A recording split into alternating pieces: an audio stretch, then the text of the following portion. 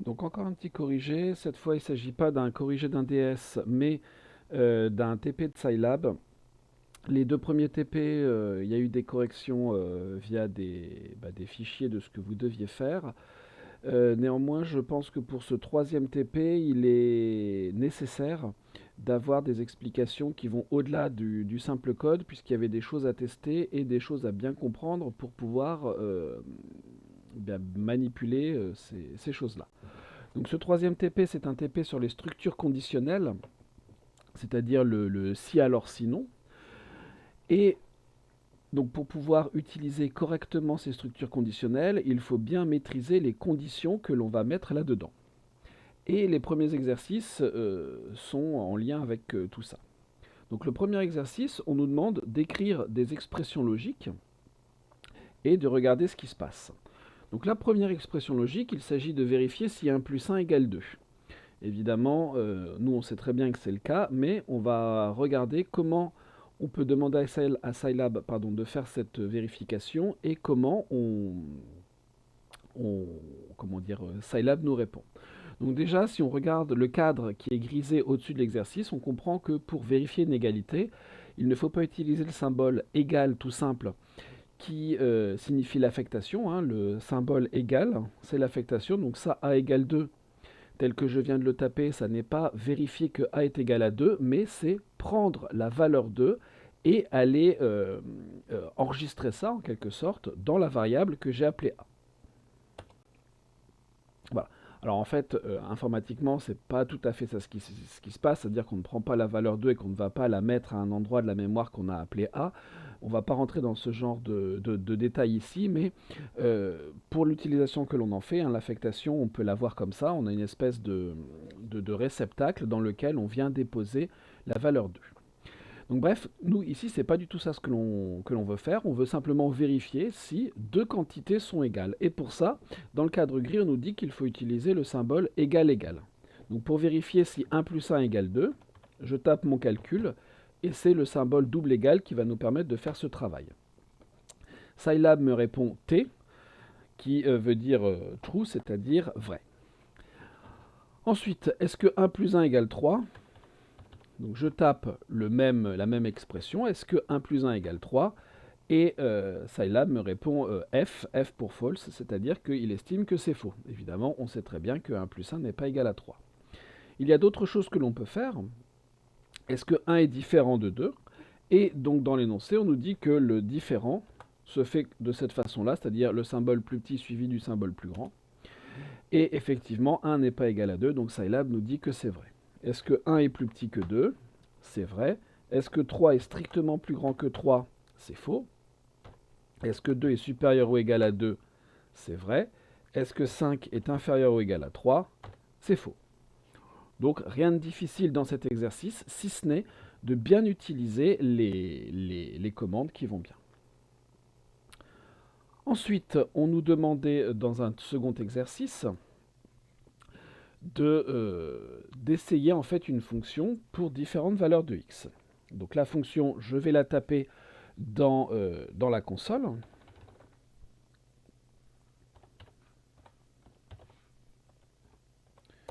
Voilà.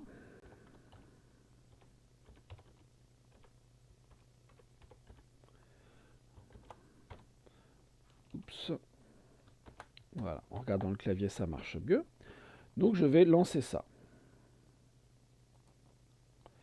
Alors, hop.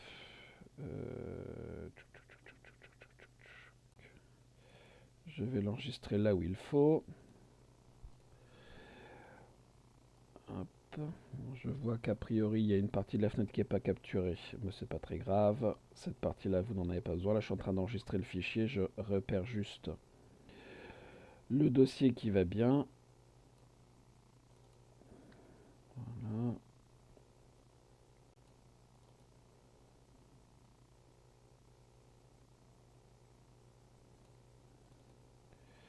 Ça prend un petit peu de temps, je suis désolé. Voilà.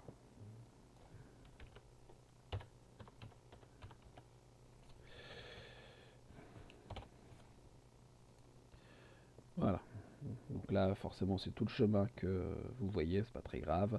Le fichier a été exécuté et donc maintenant je peux continuer mon travail, c'est-à-dire regarder ce que fait cette fonction en l'appelant avec différentes valeurs de x. Voilà, donc quand je renvoie avec la valeur 3, ça me répond que c'est faux. Si je l'exécute avec la valeur 0, on me dit que c'est vrai.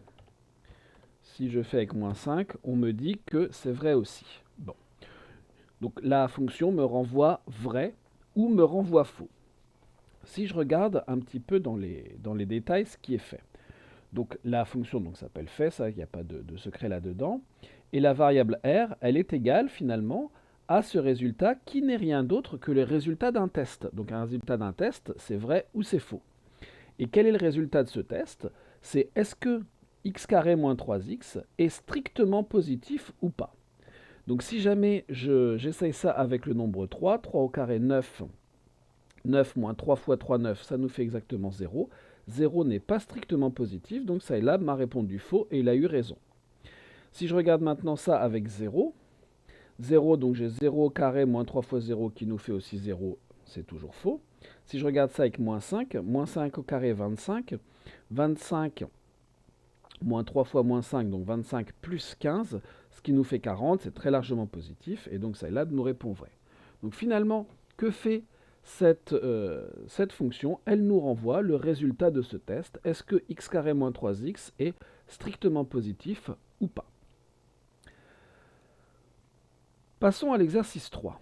Donc là encore, on a des tests à réaliser, mais dans le cadre gris juste au-dessus de l'exercice 3, on nous explique comment faire vérifier à Scilab que deux tests sont vrais simultanément, donc le test 1 et le test 2, ou alors est-ce que l'un des deux tests est vrai, c'est-à-dire le test 1 est vrai ou le test 2 est vrai. Évidemment, ces connecteurs logiques et ou sont les mêmes que ceux que l'on a pu rencontrer dans le cadre du cours de mathématiques un petit peu plus tôt dans l'année. On nous demande donc de traduire des tests en langage Scilab. Donc le premier test, c'est est-ce que x est compris entre 0 et 1? Malheureusement, Scilab ne permet pas de vérifier une double inégalité telle qu'elle nous est présentée ici. Donc je vais être obligé de découper cette inégalité.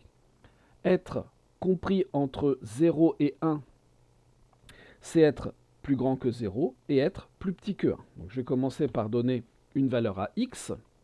Donc par exemple, je vais prendre 5. Et je dois me demander si x est positif et x inférieur ou égal à 1. Par ce test que je viens de taper, je vais vérifier si x finalement est compris entre 0 et 1. Évidemment, comme x vaut 5, c'est faux. Si je recommence la même chose, mais avec un nombre compris entre 0 et 1, donc par exemple 0,5, je retape le même test. Cette fois, Scilab me dit que c'est vrai. Donc pour vérifier une double inégalité avec Scilab, il faut que je vérifie mes deux inégalités et avec un et entre les deux, puisqu'elles doivent être vérifiées toutes les deux. Il y a d'autres langages, comme Python par exemple, qui permettent de vérifier directement des doubles inégalités, mais avec Scilab, on ne peut pas. Deuxième test, est-ce que y est dans l'intervalle moins l'infini moins 2, union 5 plus l'infini?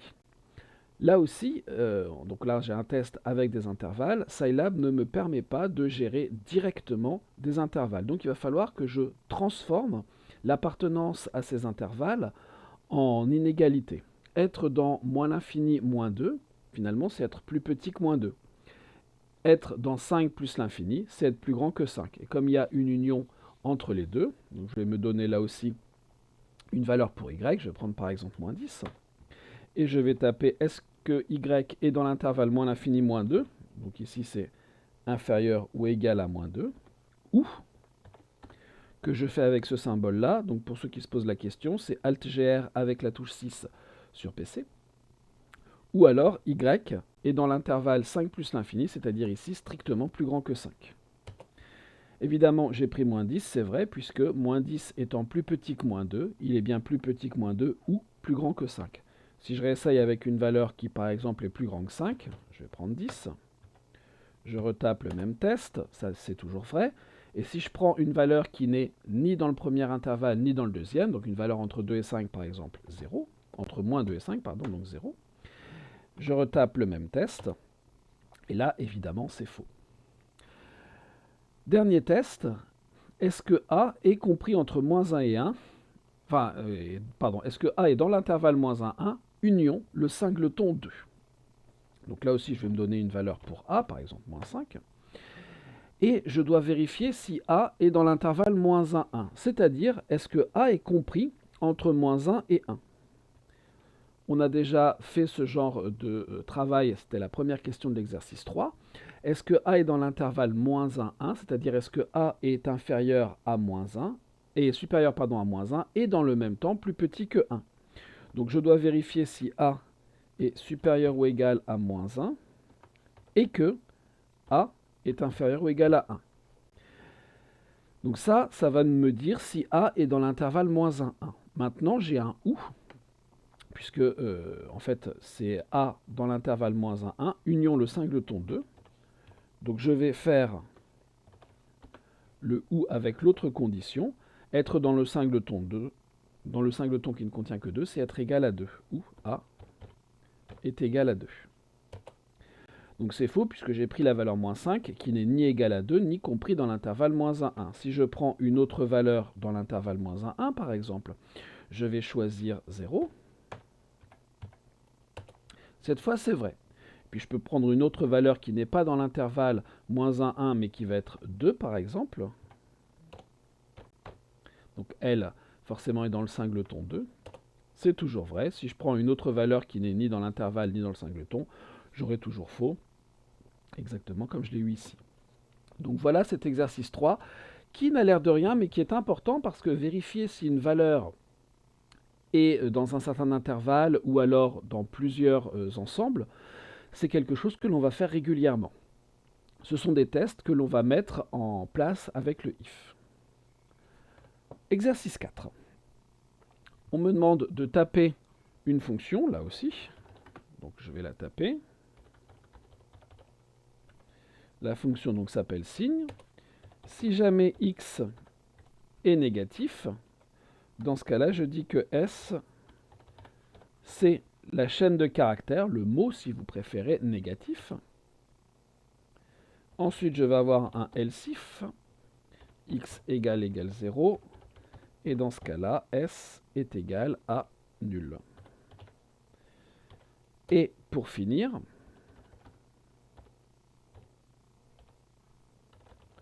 j'ai S qui est égal à la chaîne de caractères positif. Là aussi, j'exécute. Voilà. Et on me demande de tester avec différentes valeurs de x. Si je mets signe de moins 3, il me dit négatif. Si je mets signe de 4, il me dit positif. Si je mets signe de 0, il me dit nul. Bon. Que fait cette fonction? Cette fonction, en fait, c'est une structure, enfin, contient une structure conditionnelle qui va exécuter certaines instructions suivant le test qui sera fait. If, c'est assez transparent, hein, si on a fait un petit peu d'anglais, if c'est si. Si le test x strictement négatif renvoie un résultat vrai. C'est comme ça qu'il faut comprendre les tests informatiquement parlant. Le test est évalué finalement exactement comme la fonction fait juste au-dessus qui est encore écrite, nous l'a fait. Donc le test est évalué. Ici, c'était vrai ou faux. Et là, ça fonctionne de la même façon. Le test est évalué. Scilab se demande si la valeur de x que l'on a rentrée est bien inférieure à 0. Si le test est vrai, alors c'est cette partie-là du code qui est exécutée. Donc il va placer la chaîne de caractères négatif dans cette variable s qui sera la variable renvoyée. Si jamais ça n'est pas le cas, eh bien on va passer à l'exécution du deuxième test, else if bien sûr pour sinon si. Donc si jamais ce test-là est faux, on passe à l'exécution du second test pour savoir s'il est vrai ou s'il est faux. Est-ce que x est égal à 0? Si oui, eh bien, c'est cette partie du code qui est exécutée, donc le mot nul qui est affecté à la variable s. Et si jamais ça n'est pas le cas, on passe à la quatrième ligne. Et donc dans ce cas-là, else, donc pour sinon, c'est cette partie du code qui sera exécutée si les deux précédentes parties ne l'ont pas été. Et dans ce cas-là, eh bien S va prendre la valeur, la chaîne de caractères positif. Voilà ce qui se passe quand cette fonction est exécutée. Évidemment, on peut avoir un if tout seul, on peut avoir un if et un else et plusieurs else if sans else. Toutes les configurations sont possibles. Par contre, le else, il n'y en a qu'un seul. Remarquez que, comme le else veut dire sinon, ce qui veut dire dans tous les autres cas, avec le else, il n'y a pas besoin de mettre de test à vérifier. Et pour signifier à Scilab que cette structure conditionnelle est terminée, il y a ici un end.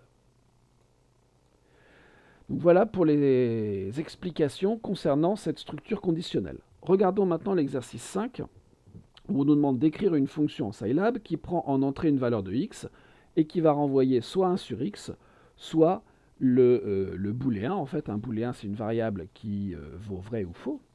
Le booléen %f sinon. Donc pour l'exercice 5, j'ai à écrire une fonction. Avec le bon mot-clé, c'est quand même mieux. Cette fonction, je vais lui donner un nom. Donc, elle va calculer un inverse. Je vais l'appeler inverse. Inverse de x. Et quand est-ce que je peux calculer l'inverse de x? Si x est différent de 0. Donc là, bien sûr, je vais avoir un x. Je teste si x est différent de 0. Et si x est différent de 0, je renvoie la valeur de 1 sur x. Donc ma valeur, je la calcule, 1 sur x. Je vais venir mettre ça dans la variable r. Et la variable r, bien sûr, c'est celle qui sera renvoyée par la fonction. Et on m'a dit qu'il devait y avoir un sinon. Sinon, r égale faux. Voilà. Je vais tester ça. Voilà. Donc je vais tenter l'inverse de 5. Donc ce qui doit me faire 1 sur 5, 0,2. Ça fonctionne.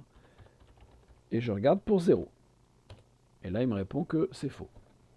Alors bon, c'est pas très heureux informatiquement parlant d'avoir une fonction qui peut renvoyer la même variable, mais avec deux types différents. Hein. Un type flottant, c'est-à-dire un nombre décimal, ou un booléen. Mais bon, voilà. On est là pour apprendre ce que c'est que la structure conditionnelle. Regardons l'exercice 6 cette fois. On doit écrire encore une fonction qui prend en entrée une valeur de x et renvoie la valeur de racine de x si c'est possible et %f sinon. Donc je ne vais pas m'enquiquiner. Un petit copier-coller que l'on va adapter. Racine. Ici, je devrais renvoyer racine de x, %f sinon. Mais quand est-ce qu'on peut renvoyer la valeur de racine carrée de x si x est supérieur ou égal à 0? Voilà, on exécute. Racine de 9, il doit me renvoyer 3, c'est bien ce qu'il fait. Racine de 0, il doit me renvoyer 0, c'est bien ce qu'il fait. Racine de moins 1, c'est pas possible. Il me répond faux, il a raison. Regardons l'exercice 7.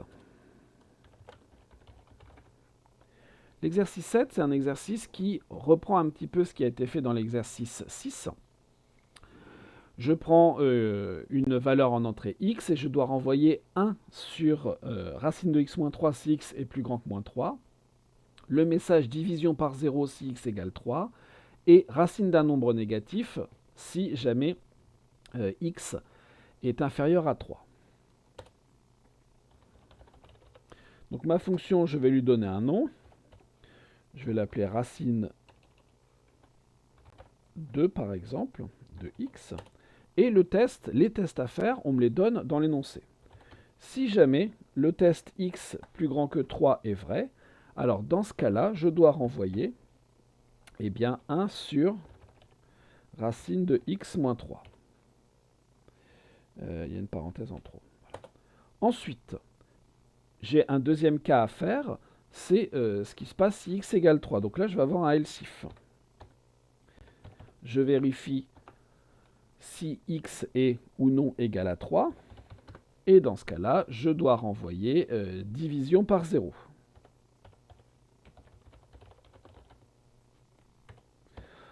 Encore une fois, là non plus, c'est pas très heureux d'avoir une fonction qui peut renvoyer un nombre et une chaîne de caractères, suivant les cas, c'est pas génial. Et puis, dans tous les autres cas, hein, alors j'aurais pu mettre else if x inférieur à 3, mais il faut bien se dire que à chaque fois que la machine passe dans la fonction, donc ici elle évalue le test. Est-ce que x est plus grand que 3? Oui, non, mais en tout cas il y a une évaluation du test et entre guillemets ça coûte. Ensuite, est-ce que x est égal à 3? Il y a un deuxième test qui est réalisé. Et ici, x inférieur strictement à 3, c'est forcément les autres cas. Donc je n'ai pas besoin de mettre un else if. C'est pas forcément faux de le faire, et ici le test ne coûte pas très cher en temps de calcul, donc on peut très bien mettre else if x inférieur à 3, mais ça n'est pas utile. Donc dans les autres cas, else, je dois renvoyer racine d'un nombre négatif. Alors si je veux faire apparaître une apostrophe, il faut que j'en mette deux, pour pas que Scilab confonde l'apostrophe ici avec la fin d'une chaîne de caractères. Voilà ma fonction racine 2. On l'exécute. Donc la fonction s'appelle racine 2. Je vais prendre un nombre plus grand que 3, je vais prendre 5. Pas de problème, le calcul est fait. Je vais prendre exactement 3. Et là, il me dit bien division par 0. Et si je prends un nombre strictement plus petit que 3, je prends 0 par exemple. Et là, il me dit racine d'un nombre négatif. Bon, encore une fois, informatiquement, c'est pas génial, mais pour apprendre ce que c'est que la structure conditionnelle, je trouve que c'est pas mal. Passons à l'exercice 8. Exercice, tac, tac, 8. Un exercice un peu meilleur informatiquement parlant. Donc, il s'agit d'une commande de livres, et les livres n'ont pas le même prix suivant le nombre que l'on va en commander. Donc on nous demande d'écrire une fonction qui demande à l'utilisateur un nombre de livres et renvoie le coût total de la commande. Donc je vais faire une fonction. La variable de sortie, je vais l'appeler P, P comme prix, et d'ailleurs ma fonction, je vais carrément l'appeler prix. Et je vais mettre N comme étant le nombre de livres. Bon. Qu'est-ce que je dois faire là-dedans? Les livres coûtent 32 € pour une commande entre 1 et 5 livres.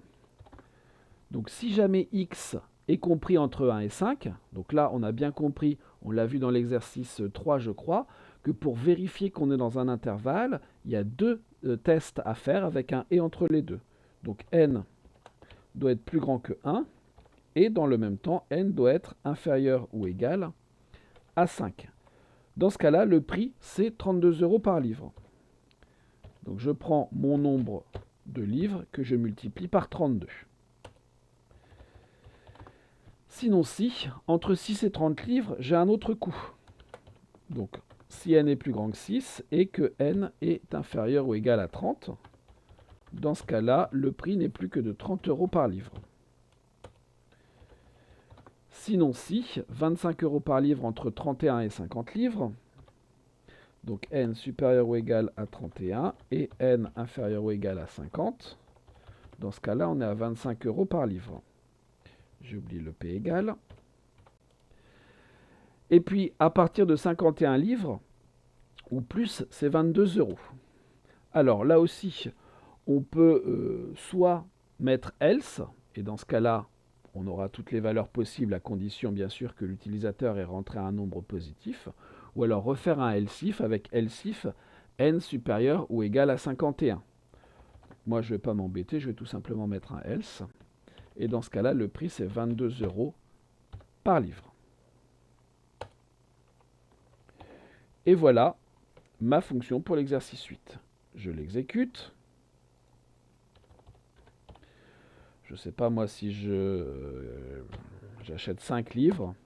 32 fois 5, je peux comparer. Oups, voilà. Ça fait bien 160, ça fonctionne bien. Exercice 9, un grand classique.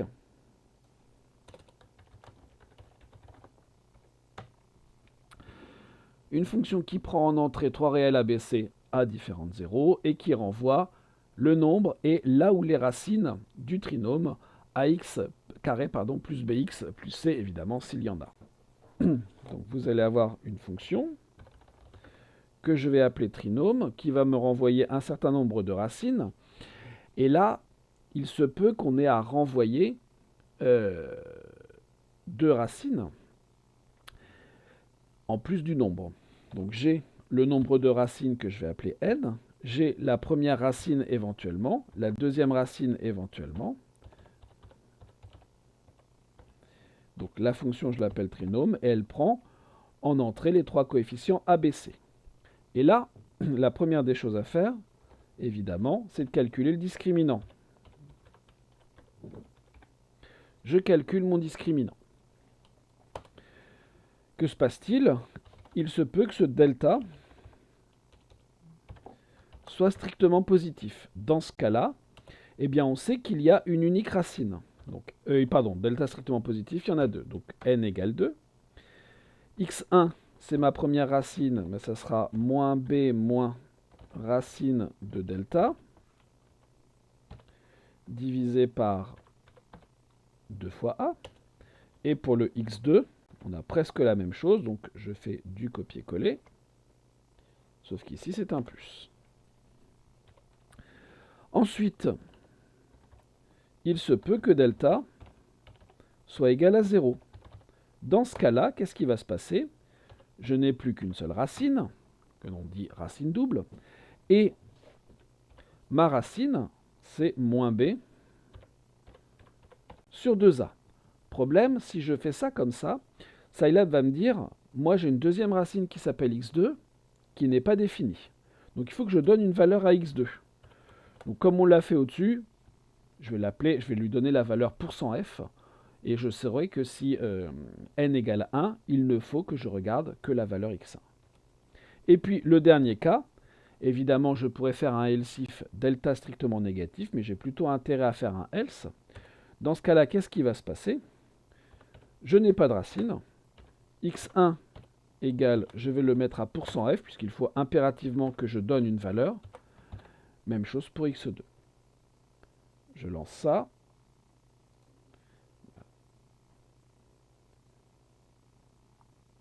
Alors pourquoi il me dit que j'ai redéfini la fonction prix alors que ça n'est pas le cas? Je n'en sais rien. Elle est pourtant faite qu'une fois. C'est pas très grave. Donc je vais regarder cet exercice 9. Donc par exemple, si je prends le trinôme avec 1, 1, 1, x carré plus x plus 1, il a un discriminant négatif. Et j'ai bien aucune racine qui est renvoyée. Alors vous allez me dire, il a bien dit 0, il n'a pas affiché x1, x2. Pourquoi il n'a pas fait ça? Parce que dès lors qu'une fonction renvoie plusieurs valeurs, en fait, il n'y a que la première qui est affichée nativement. Si j'ai envie qu'il me renvoie mes trois valeurs, donc je vais lui donner trois variables pour ce faire. Donc nombre racine 1, racine 2, vous remarquez que les noms des variables que j'ai mis ici ne sont pas forcément les mêmes que là. On peut faire les mêmes, on peut faire des valeurs, des noms différents, ça ne pose pas de problème. Et là, il me dit bien que le nombre, c'est bien 0. Racine 1, c'est faux parce qu'il n'y en a pas. Racine 2, c'est faux parce qu'il n'y en a pas. Maintenant, si je regarde ici avec 1, 2, 1, dans ce cas-là, je dois avoir une seule racine, un discriminant nul. J'ai bien une racine qui vaut moins 1 et pas de deuxième racine. Et ici, si vous avez A et C qui sont de signe contraire, il y a forcément une racine. Donc j'ai deux racines dont les valeurs approchées sont celles-ci. Voilà pour l'exercice 9. L'exercice 10. Un exercice un petit peu plus intéressant puisqu'il nous fait d'abord réfléchir avec des maths. Écrire une fonction prenant en entrée un réel x et renvoyant la valeur de ln de 1-x sur x-3 lorsque c'est possible. Et %f sinon. Donc la première chose à faire, bien sûr, c'est de se poser la question, qui est une question mathématique, quand est-ce que 1-x sur x-3 est strictement positif, puisque c'est la condition que l'on doit avoir pour comment dire, pour calculer un logarithme, hein, le logarithme est défini sur R plus étoile, donc il faut impérativement que ce qu'il y a à l'intérieur du logarithme soit strictement positif. Et donc il y a d'abord une petite étude mathématique à faire pour savoir quand est-ce qu'on a un moins x sur x moins 3 strictement positif.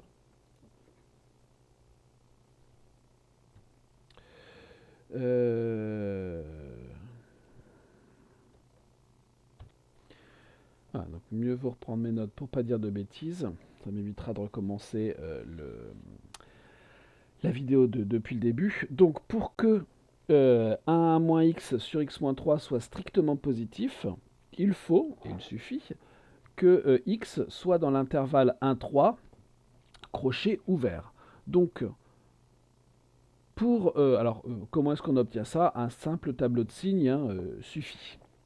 Donc finalement, on va se retrouver avec quelque chose qui ressemble à ce qu'on a déjà fait dans l'exercice 5, dans l'exercice 6, sauf que là, on ne nous donnait pas la condition, c'était à nous de la trouver. Donc je reprends par exemple l'exercice 5, voilà.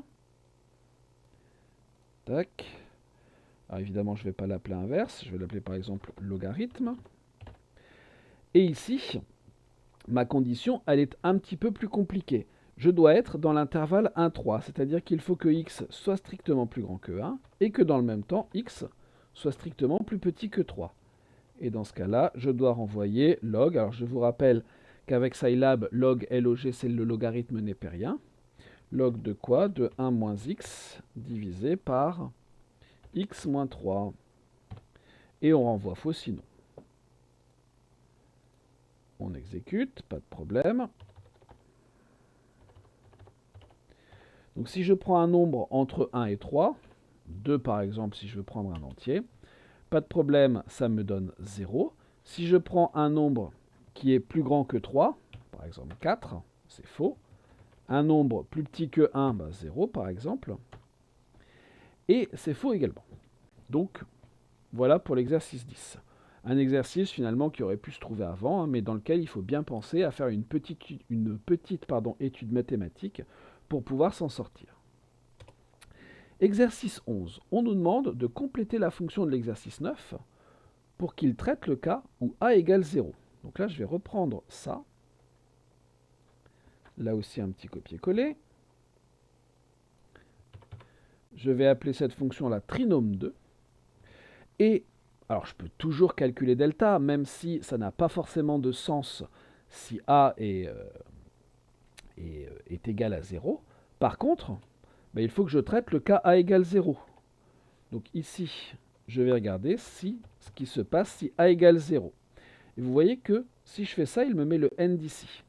Or ça, tout ce qui est ici, ça doit être dans un else. Donc si a égale à 0, je vais faire quelque chose. Et sinon, c'est-à-dire sous-entendu a différent de 0, je vais faire tout ça. Donc toute cette partie-là, je vais devoir le mettre là-dedans. Et vous remarquez, alors hop, voilà, comme ça c'est un petit peu plus propre, que vous avez une structure conditionnelle à l'intérieur d'une autre. Donc comment ça va se passer? Alors on va regarder ce qu'on doit faire si a égale 0, bien sûr, mais si a égale 0, je vais faire quelque chose. Et sinon, donc dans le cas où a est différent de 0, je vais faire autre chose pour lequel il y a une autre structure conditionnelle. Il n'est pas interdit d'imbriquer plusieurs structures conditionnelles. Et si on fait ça, on a tout intérêt à, comme je l'ai fait, à bien indenter, donc à bien décaler. Alors comment est-ce que Scilab s'y retrouve? Donc là, il a un if suivi d'un else, et cette structure-là se termine à ce end ici. La structure qui est ici, elle commence au if qui est là, elle se termine au end qui est là.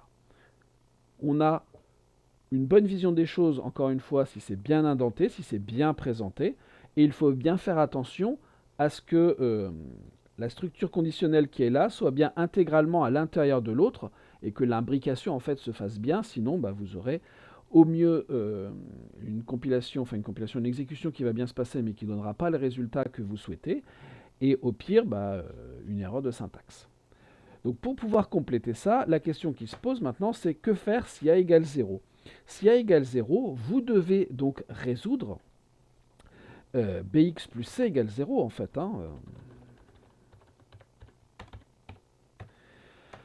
Et là, on se rend compte qu'il peut se passer deux choses.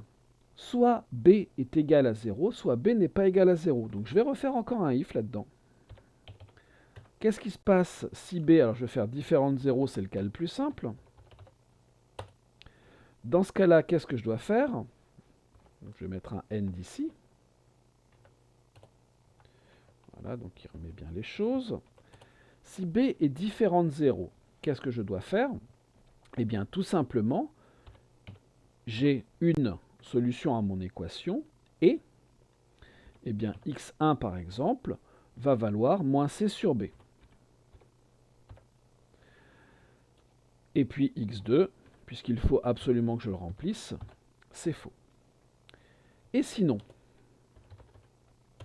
donc encore une fois, vous voyez que là j'ai mis un else, mais le else, il fait bien partie de ce if-là, ils sont bien tous sur la même colonne.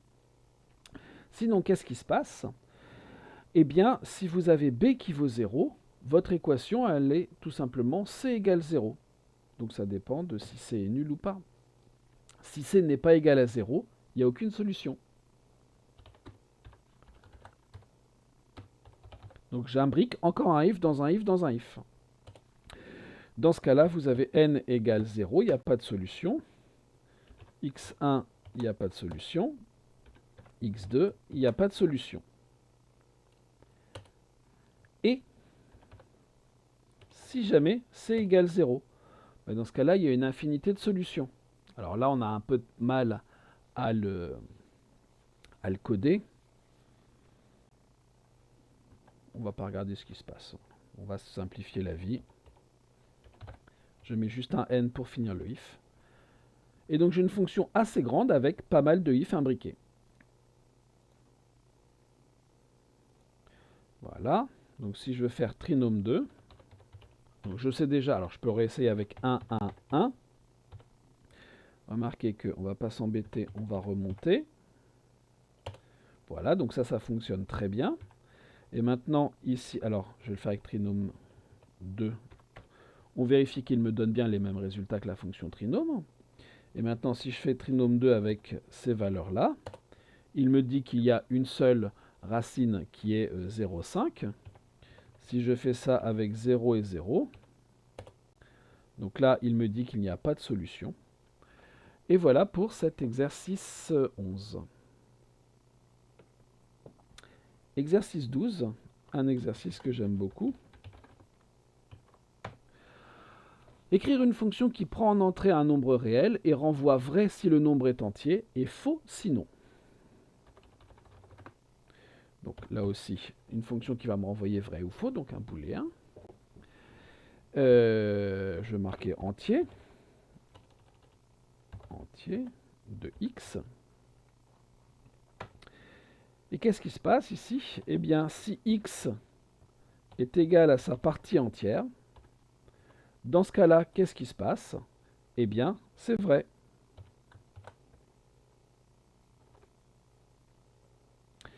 Et sinon, il s'appelle R ici.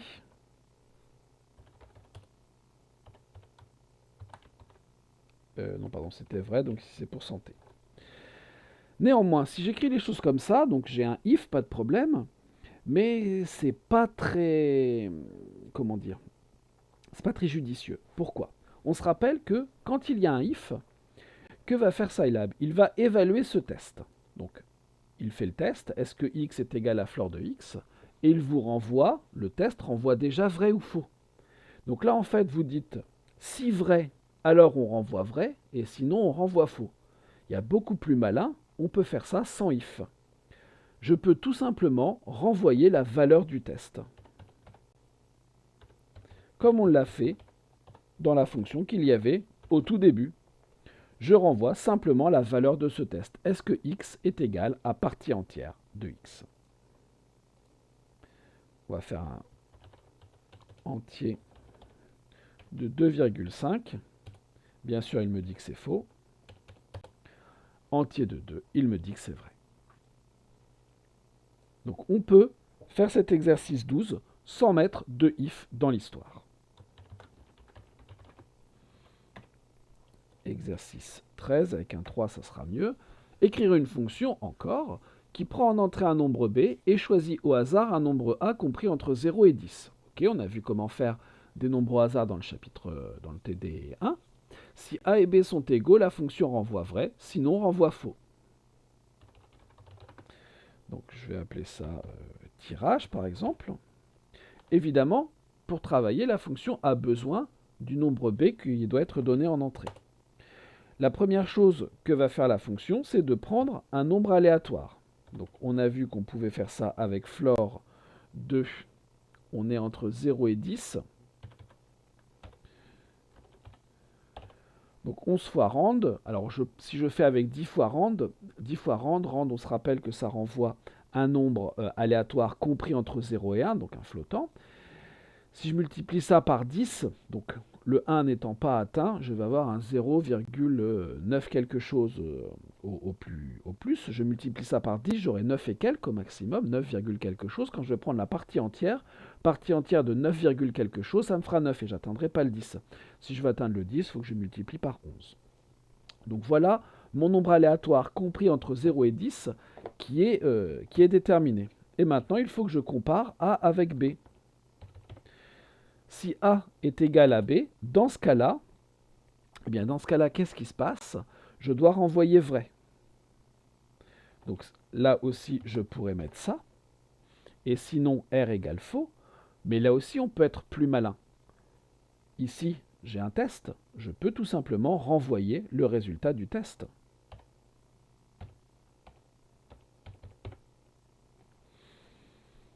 Et on peut être encore plus malin. On peut même se passer de la variable A. Ici, est-ce que ça est égal à B tout simplement? Oups, alors je vais faire attention à ce que je fais. Ça c'est bon. Là, je pense qu'on ne peut pas faire plus court que ça.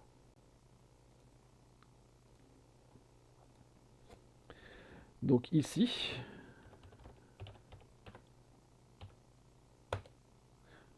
il me renvoie faux. Probablement qu'il n'avait pas choisi 5. Alors évidemment, on peut lancer ça un certain nombre de fois.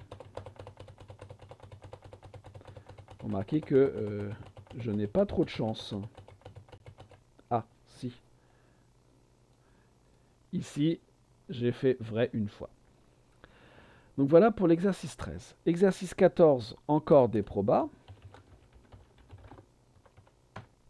Ça sera le dernier exercice. On lance une pièce truquée qui tombe sur pile avec une probabilité de 1/4, sur face avec une probabilité de 3/4. Écrire une fonction qui simule le lancer de pièce, qui renvoie pile. Donc pile, on renverra vrai, face, on renverra faux, en respectant bien sûr la probabilité demandée. Donc je vais appeler ça, cette fonction la pièce. Elle n'a pas besoin de rien du tout pour faire le travail. Et je dois d'abord choisir un nombre au hasard entre 0 et 1. Je peux choisir... Je vais faire d'abord les... On peut faire la chose de plusieurs façons. Je peux choisir un nombre au hasard entre 1 et 4. Si c'est 1 par exemple, une chance sur 4, du coup, si j'ai pris un entier aléatoire entre 1 et 4, si j'ai fait le 1, j'ai une chance sur 4, je dis que ça correspond à pile. Et si jamais, au contraire, j'ai 2, 3, 4, je dis que c'est faux. Donc je vais commencer par choisir un nombre aléatoire entre 1 et 4. Voilà.